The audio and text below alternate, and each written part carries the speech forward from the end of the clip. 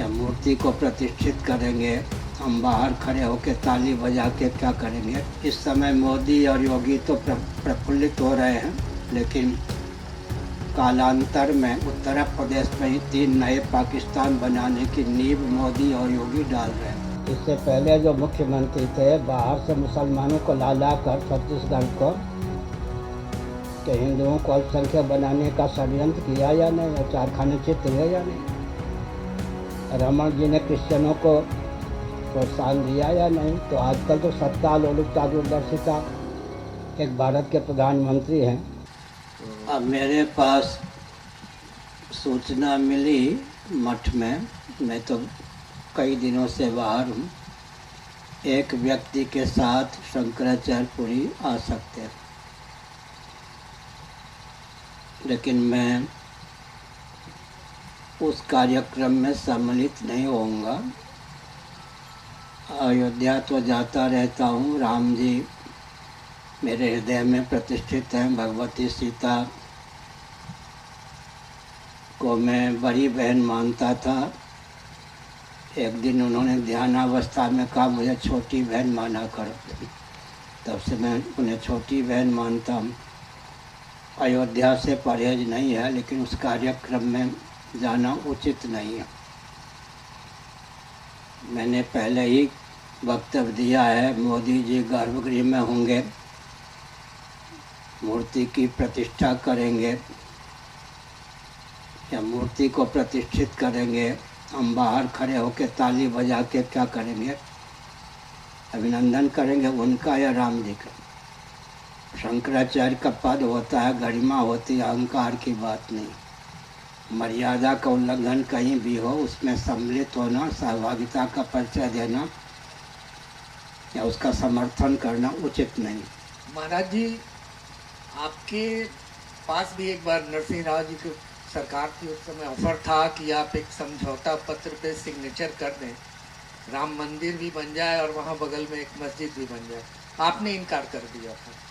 तो ऐसा नहीं लग रहा है कि अभी आपको एक तरह से नेग्लेक्ट किया जा रहा है? आपकी जो भूमिका रही। सुनिए, नरसिंह राव जी का शासन था, मैं शंकराचार्य के पद पर प्रतिष्ठित ही हुआ था 30 साल पहले की बात। मेरे अतिरिक्त मान्य शंकराचार्यों ने, अन्य वैष्णवाचार्यों ने अहोभाग्य समझकर बड़े उत्साह और चाव से हस्ताक्षर भी किया था।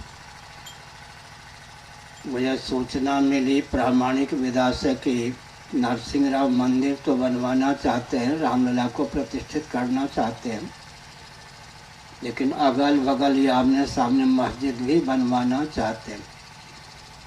इसलिए मैंने हस्ताक्षर नहीं किया।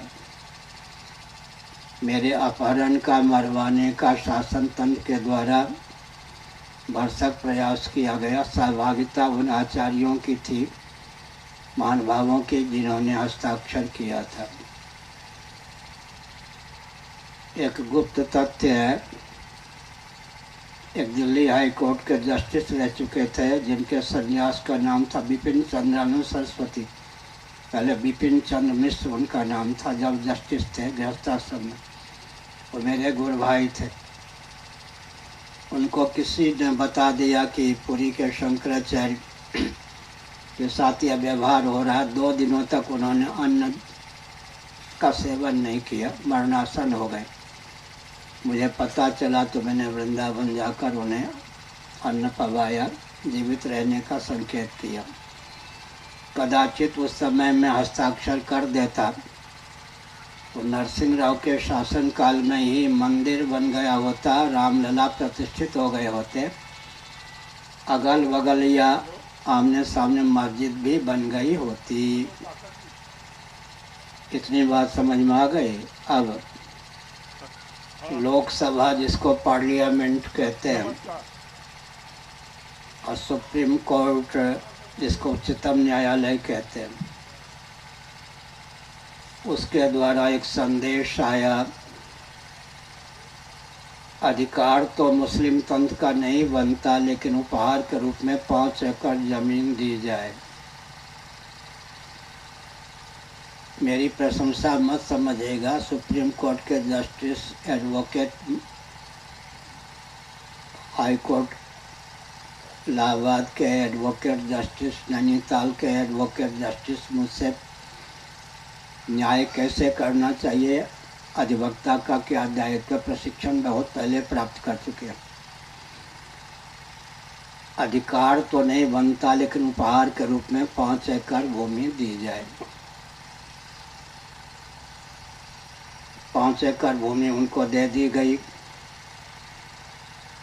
उन्होंने अपनी चतुराई का परिचय दिया कि हम हिंदुओं के हित में सेवा का प्रकल्प, विद्यालय आदि चलाएंगे। हिंदू इतने भावुक हैं कि जमीन दान में दे रहे हैं, अतिरिक्त भूमि वो लोग खरीद भी रहे हैं। और भारत में एशिया स्तर की मस्जिद तो पहले से ही है। अब विश्व में सबसे भव्य मस्जिद बनाने का अभियान उन लोगों का क्रियान्वित होगा। हिंदुओं का मंदिर कैसे होगा, राम जी का, वो लोग देखते रहे। और उसी प्रकल्प की अनुकृति मथुरा में भी होगी, काशी में होगी। इस समय मोदी और योगी तो प्रफुल्लित हो रहे हैं, लेकिन कालांतर में उत्तर प्रदेश में ही 3 नए पाकिस्तान बनाने की नींव मोदी और योगी डाल रहे हैं। इंद्रियां जो होती हैं केवल वर्तमान तक सीमित रहती हैं। इंद्रियों की दृष्टि वर्तमान तक सीमित रहती है। इंद्रिय तादात्म्यपन्न जो भी भौतिकवादी होते हैं वो केवल वर्तमान तक दृष्टि रखते हैं, भूत और भविष्य पर उनकी दृष्टि नहीं जाती। तो भविष्य की दृष्टि से मैंने हस्ताक्षर नहीं किया। अब रामलला प्रतिष्ठित हो रहे हैं, बहुत अच्छी बात है। वर्षों से उलझा हुआ काम संभल रहा है, ठीक है, लेकिन शास्त्रीय विधि से तो उनकी प्रतिष्ठा नहीं होगी, ये तो सिद्ध ही हो गया। तो कदाचित वल्लभ भाई पटेल आदि की मूर्ति कहीं प्रतिष्ठित हो, शास्त्रीय विधा से ना हो, सेकुलर तंत्र की विधा से हो तो कोई बात नहीं। रामलला की प्रतिष्ठा में भी इस प्रकार का प्रकल्प चलाना अदूरदर्शिता है, सत्ता लोलुपता की पराकाष्ठा है। साथ ही साथ अभी मंदिर बनने में कम से कम 1.5 वर्ष और लगेंगे। इतनी त्वरा क्यों है, जल्दबाजी क्यों है, आप समझ सकते हैं, आगे चुनाव है। तो कांग्रेस होती तो लाभ उठाती। कांग्रेस ने प्रमाद का परिचय दिया। 30 साल पहले भी मंदिर बन सकता था। मंदिर के नाम पे, मंदिर के नाम पे, मंदिर के नाम पे भाजपा गोली मारने में जीत रही है, अभी मंदिर बनवा रही है, लेकिन शास्त्रीय विधा का उल्लंघन तो हो ही रहा है। इन सब हेतुओं से मैं जाना उचित नहीं समझता। यूपी में आप 3 पाकिस्तान बनने की नींव की बात कर रहे हैं, वो कैसे हुए?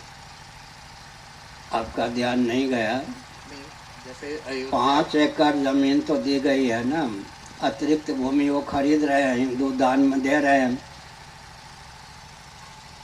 एशिया स्तर की मस्जिद तो पहले से ही भारत में है। विश्व में सबसे ऊंची मस्जिद, भव्य मस्जिद बनाएंगे, उसी की अनुकृति मथुरा में होगी, काशी में होगी। तो उत्तर प्रदेश में ही तीनों है ना। 3 नए पाकिस्तान बनाने की भूमिका प्रस्तुत की जा रही है या नहीं, ध्यान गया आपका?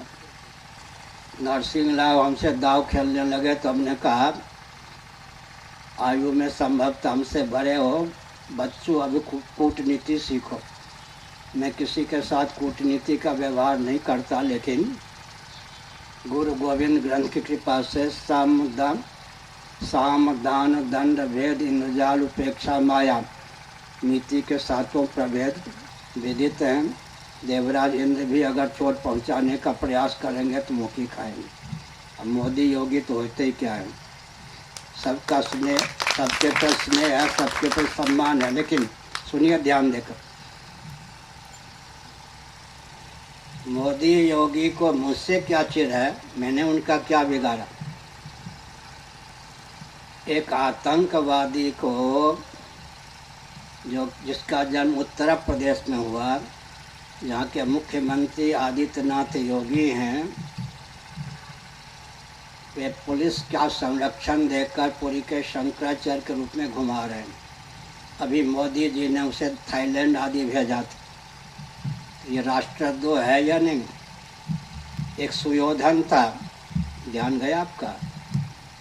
युधिष्ठिर जी दुर्योधन को सुयोधन कहते थे। कभी बहुत चिढ़ जाते थे दुर्योधन के व्यवहार से, तो दुर्योधन मुँह से निकलता था, नहीं तो सुयोधन कहा करते थे। पांडवों के शासन की नकल करके दुर्योधन ने अपनी प्रजा को सुख शांति देने का प्रयास किया, सुविधा देने का प्रयास किया, लेकिन पांडव व पांडवों के पक्षधरों को यातना देता था। इसी प्रकार मोदी और योगी, समझ गए, शासन ठीक ढंग से कर रहे हैं, लेकिन यातना देनी होती है तो दोनों मुझको ही देते हैं। और देवराज इंद्र में भी क्षमता नहीं है कि मुझे यातना दें। भगवत कृपा से हमको वो ज्ञान विज्ञान प्राप्त है कि सुनिए, हर सूर्य भी तत्वज्ञ नहीं होते। बृहदारण्यक उपनिषद। हर देवराज इंद्र भी तत्वज्ञ नहीं होते। कर्मोपासना के फलस्वरूप कोई सूर्य का पद प्राप्त कर सकता है, लेकिन बृहदारण्यक उपनिषद के अनुसार कर्मोपासना का बल और वेग शांत हो जाने पर कालांतर में सूर्य पद से च्युत होकर वो खरगोश भी बन सकता है, नेवला भी बन सकता है, वृक्ष भी बन सकता है। तो हमको भगवान सूर्य की कृपा से वो ज्ञान विज्ञान प्राप्त है, अध्यात्म का, गणित का, और भी भविष्य में कुछ होने वाला है, वरदान पहले से प्राप्त है। मुझे दबाने का प्रयास क्यों किया जा रहा है? आतंकवादी को शंकराचार्य बना के घुमाने वाले क्या देश के भक्त हो सकते हैं? मोदी योगी देश के भक्त गिने जाते हैं, फिर मुझसे क्या परहेज है? इनकी मान्यता है कि व्यासपीठ पर ऐसा व्यक्ति हो जो गुलाम बन के काम करे, वो संभव नहीं। समझ गए ना? वो संभव नहीं। अराजकता फैलाने नहीं हम देंगे। चाहे देवराज इंद्र भी भारत का शासन करें, अराजकता हम नहीं फैलाने दें। तो आतंकवादी को शंकराचार्य बना के घुमाते हैं मोदी योगी, तो ये दंड के पात्र है या नहीं? देखिए, हर समय, कौन बोल रहा है? हर समय आतंकवादी होते हैं, लेकिन जो शासन तंत्र आतंकवादी के आगे दब जाता है या आतंकवादी को प्रोत्साहित करता है, वो लांछित हो जाता है। आतंकवादियों को मैं दोषी नहीं मानता, मोदी और योगी को दोषी मानता हूँ। नरसिंह राव से लेकर अब तक के शासन तंत्र को दोषी मानता हूँ। जो शंकराचार्य भी आतंकवादी को शंकराचार्य के रूप में देश विदेश में घुमाते हैं। ये मेरे लिए कोई नई बात नहीं है, चुनौती है। लेकिन मुझे चुनौती क्या है? मोदी योगी को ही चुनौती है। शासन करने का दम कम हो तो अधिक दिन तक कर लें। आतंकवादी को प्रश्रय देने वाला कोई राष्ट्रभक्त हो सकता है? राष्ट्रभक्ति का चोला, ईमानदारी का चोला, अंदर से आघात की पराकाष्ठा, शंकराचार्य के पद पर जो प्रहार करना चाहेगा वो आस्तिक हो सकता है। आतंकवादियों को प्रोत्साहित करने वाला, कोई अराजकता फैलाने वाला नहीं होगा। वो दमन करने योग्य है या नहीं? अब बुरा न मानो, होली है आगे मुझे कोई कष्ट होता नहीं, क्योंकि जो जो घाटी होनी है वो पहले से मालूम है। अभी तो हुआ ही क्या है, अभी तो बहुत कुछ होना है। आतंकवादियों के जत्थे भविष्य में हमसे भिड़ेंगे और सब तीसरा नेत्र खुलेगा, भस्म होते जाएंगे आगे। लेकिन आजकल हम अपने साथ वालों को बताते हैं, ज्योतिष पीठ के मान्य शंकराचार्य थे, कृष्ण बोधाश्रम जी बना, बड़े भोले भाले, ब्रज का शरीर। आज अगर उस तरह का कोई शंकराचार्य बना दिया जाए, कितने दिन टिकेगा? संतों जैसा स्वभाव भी चाहिए, दर्शन विज्ञान व्यवहार में अबाध गति भी चाहिए, और नीति निपुणता ऐसी चाहिए कि आतंकवादियों का सरगना भी अगर नीचा दिखाना चाहे तो वो 4 खाने चित्त हो जाए। शंकराचार्य के पद पर प्रतिष्ठित होकर म्याऊं म्याऊं किए बिना आज शंकराचार्य के दायित्व का पालन करना बहुत कठिन हो गया है। ये सब शंकराचार्य के दायित्व अब सबको अपने 3 को तो अपने पेट में निगल लिया, हमको निगलने के प्रयास करते हैं। आतापी बातापी अगस्त जी ने सबको खा लिया, पचा लिया। आगे और कुछ? गुरुदेव प्रणाम। राजेश हूँ मैं, IBC 24 चैनल से।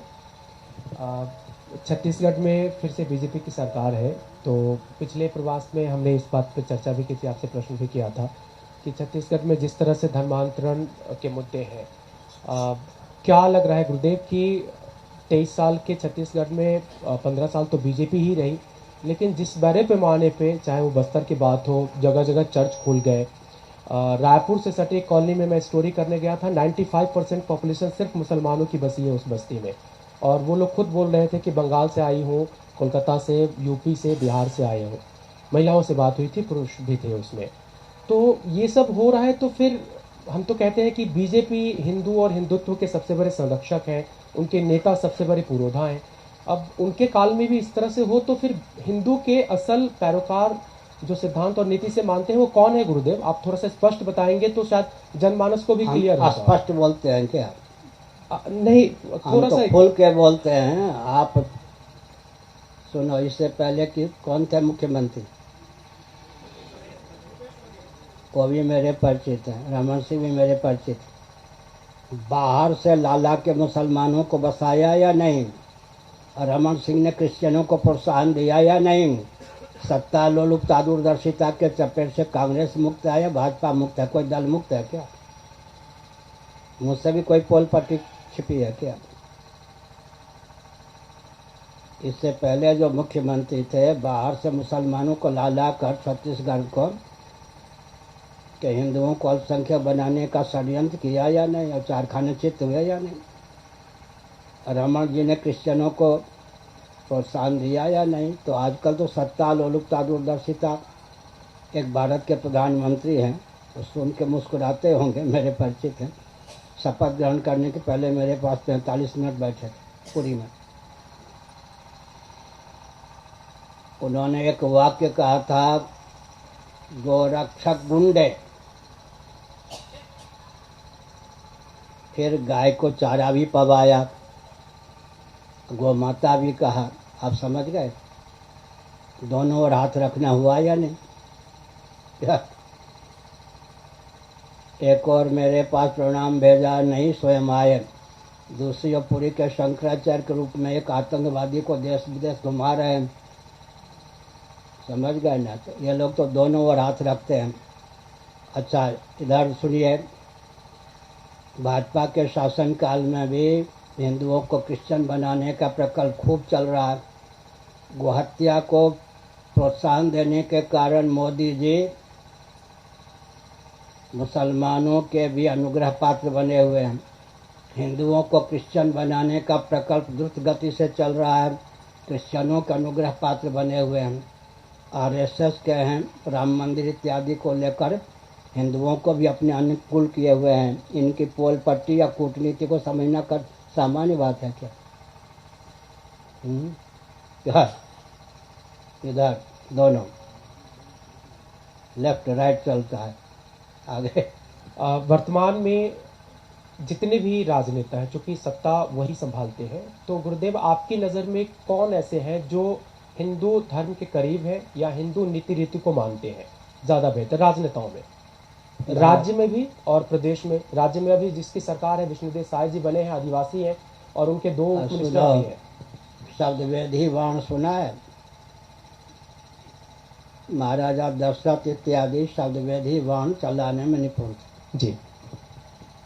शब्द कौन कर रहा है पता न होने पर भी शब्द कहाँ से आ रहा है, शब्द के आधार पर बाण फेंकते थे, शब्द करने वाले को लग जाता। श्रमजीवी बुद्धिजीवी, ये 2 शब्द शब्दवेदी बाण है या नहीं? इनके आधार पर राजनेता लोग चुनाव में जीतते गए। 2 ही शब्द शब्दवेदी बाण हुए ना, शब्द श्रमजीवी बुद्धिजीवी। विभाजक रेखा बनाते। उसके बाद क्या कह दिया, सवर्ण असवर्ण, फिर 2 शब्द ले आए। अब कौन से 2 शब्द लाए हैं, आदिवासी और आगंतुक। समझ गए, 2 शब्द से ही जनता को मार डालते हैं, अपने हाथ में सत्ता ले लेते हैं। इनकी कूटनीति को समझना कितना मैंने कहा। श्रमजीवी बुद्धिजीवी, एक कर्मेंद्रियों की दृष्टि से हर व्यक्ति श्रमजीवी है, ज्ञानेंद्रियों की दृष्टि से बुद्धिजीवी है, अंतःकरण ज्ञान कर्म उभयात्मक है। श्रमजीवी बुद्धिजीवी, फिर 2 शब्द और ले आए, क्या, सवर्ण असवर्ण। अब 2 शब्द और ले आए हैं, आदिवासी और आगंतुक। समझ गए, 2 शब्दों के द्वारा ही ये अपना काम चला लेते हैं, जनता को बुद्धू बना देते हैं। प्रणाम गुरुदेव। दैनिक सरोकार से बसंत जैन। अभी मोदी जी ने 22 जनवरी को दिवाली मनाने की घोषणा की है। जब ये पान प्रतिष्ठा ही हिंदू रीति रिवाज के अनुसार, आपके अनुसार सही नहीं है, तो आप क्या संदेश देना चाहेंगे जनता को? दिवाली मनाना चाहिए कि नहीं मनाना चाहिए 22 जनवरी को? दिवाली मनाने माने प्रसन्नता की बात, वो दिन भी दिवाली मनाने में क्या आपत्ति है? दिवाली से क्या होता है, अंधकार का निवारण होता है ना, अराजक तत्वों का दमन हो, इस भावना से कूटनीति चलने वालों का दमन हो, इस भावना से दिवाली को मनाने। क्या दिवाली मनावें, लेकिन भावना यह हो हमको दीवाने बनाने की भावना से जो दिवाली बनाने की बात करें उनका दिवाला निकल जाए।